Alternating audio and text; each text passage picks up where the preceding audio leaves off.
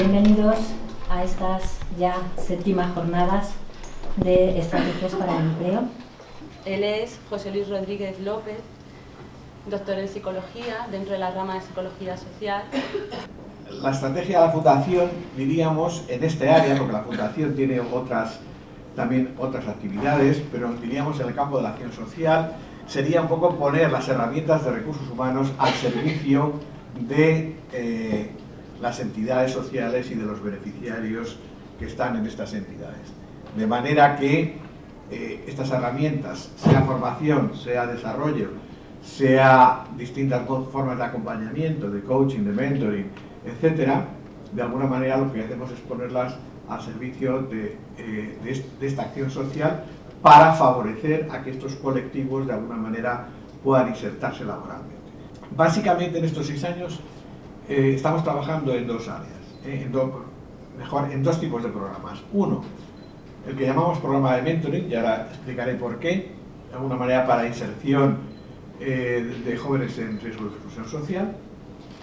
Y luego diríamos que es la fase 1, ahora explicaré un poco el proceso, y la fase 2, que sería, bueno, una vez que la persona ha empezado, ha sido contratada, ha empezado a trabajar, tenemos la experiencia, y supongo que todos vosotros tenéis la experiencia, de que a veces se caen, desaparecen, dejan de trabajar. Queríamos, de alguna manera, a través de una herramienta como el coaching, luego explicaré por qué, a través de esa herramienta, ayudar a estas personas que se están insertando a mantenerse. Si vemos un poquito el proceso, nosotros hasta ahora hemos trabajado con una serie de entidades que tenéis ahí, Pinardi, Norte Joven, La Rueca, ITER, que diríamos son la primera fuente de entrada que tienen los jóvenes. En este caso se trabajan competencias técnicas a través de los programas de los PCPIs, luego competencias básicas, que ahora hablaremos un poco de ellas, porque sabemos que a veces estos jóvenes adolecen de temas de responsabilidad, de perseverancia, de compromiso, etcétera, etcétera. Por lo tanto, eso es un tema que se trabaja desde las entidades a través de acompañamiento que hacéis o que hacen, y por lo tanto, a partir de ahí, entonces nosotros se produce un proceso de selección para la segunda parte. Es decir, nosotros en la cadena esta que podríamos llamar cadena de valor, que consideramos que podemos aportar a partir de esa primera fase, y por eso ahí es donde entramos. ¿En qué consiste el programa, en los programas de mentoring que hemos hecho y que estamos haciendo? Pues en primer lugar, ahora veremos cuáles son las competencias, hay una formación en competencias avanzadas, como digo, posteriormente las vamos a pasar revista.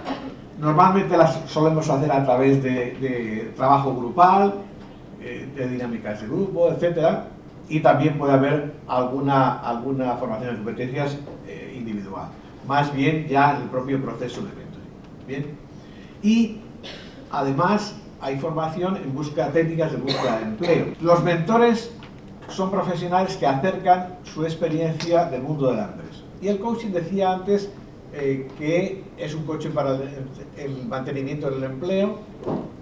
La experiencia nos dice a todos que el proceso no termina con la inserción y hay que trabajar en competencias específicas que ahora las veremos. ¿Cuáles son las competencias para la inserción laboral? Pues hay unas competencias básicas y técnicas, como decíamos antes, que las empiezan a aportar las entidades en sus itinerarios de inserción laboral. Entonces, los programas, como antes decíamos, PCPIs o parecidos, semejantes que hay en distintas instituciones, de alguna manera ahí empiezan ya a desarrollar una serie de competencias técnicas. Están haciendo un programa de cocina, de peluquería, de carpintería, de electricidad, lo que sea. Ahí están desarrollando ya unas competencias técnicas más las competencias básicas que antes decía. También es verdad que las competencias técnicas no acaban ahí. Cuando estamos ya en la fase de inserción laboral, normalmente las empresas suelen ofrecer una formación técnica específica para la entrada, para el ingreso en esa empresa. Por lo tanto, las competencias técnicas siguen produciéndose, no solamente acaban ahí, sino que cuando ya se produce la reinserción, bien sea mediante contratos en prácticas, otro tipo de contratos, entonces es cuando hay una formación específica de la empresa en concreto que es la que va a contratar. Lo que se trata un poco en el proceso de búsqueda de empleo es definir una estrategia para buscar empleo. En el mercado actual ya no funciona lo que ha venido funcionando durante muchos años. Uno tiene su currículum, lo pone en InfoJobs o mira todos los días y manda en función de las demandas.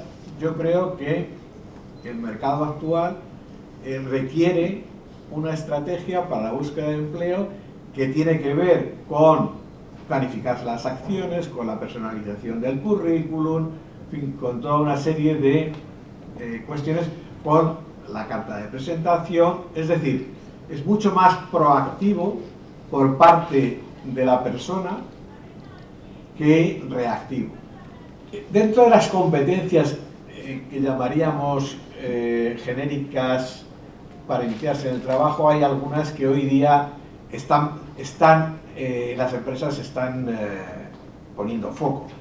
Claro, vamos a ver, tenemos siempre que estar pensando también en que los jóvenes con los que trabajamos muchas veces van a empezar trabajando en trabajos o buscando trabajos poco cualificados. Es decir, eso creo que lo sabemos todos y por lo tanto no podemos pensar que lo mismo que una empresa va a pedir para alguien que para un puesto determinado de otro nivel lo van a tener en este caso. Pero sí es importante que si estamos de alguna manera trabajando con estos jóvenes, vayamos viendo cómo podemos ir progresivamente desarrollando esas competencias con ellos. La responsabilidad, la perseverancia, la preocupación por aprender, la colaboración, y de ahí vendrá después lo que llamamos en el trabajo en equipo, la orientación al cliente o a la otra persona con la que me relaciono, la comunicación, la iniciativa, la flexibilidad y la adaptación a distintos entornos. Ese catálogo de competencias no se trata solo de definir la competencia, sino se trata también de lo que se llama la nivelación. Es decir, yo establezco niveles de desarrollo en esa competencia. Si nosotros tenemos las conductas más o menos tipificadas, pues podremos ver cómo podemos avanzar y qué tienen que aprender.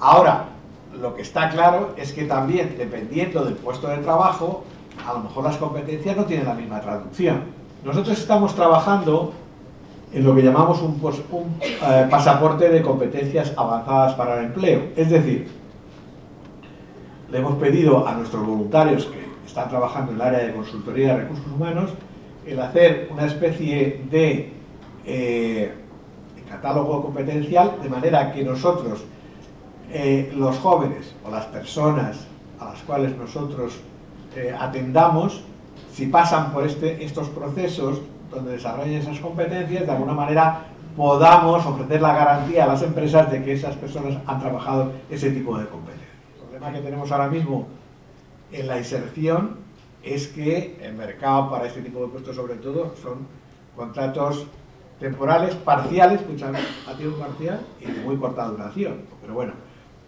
está claro que, como decíamos antes, el coaching que hacemos para el sostenimiento ha de producirse cuando está en una situación que pueda tener por lo menos 6 meses para poder trabajar sobre ese tipo de aspectos.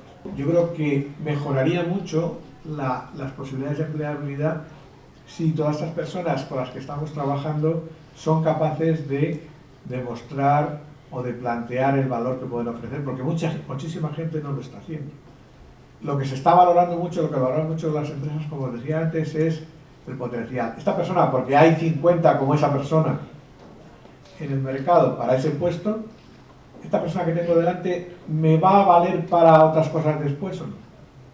Y entonces ahí yo creo que si son capaces un poco de defender, de hacerse valorar, de intentar mostrar cosas que el resto de la gente no hace, es decir, individualizarse, pues eso ofrece mejores posibilidades de éxito.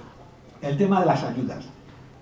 Las entidades con las que trabajamos a veces son las que aportan las ayudas. Las ayudas al abono transporte, algo para la comida, para que tengan cubiertos esos mínimos que efectivamente son muy importantes, de tal manera que son decisivos. Es decir, habría jóvenes que no podrían atender el programa si no tuvieran cubiertos esos mínimos.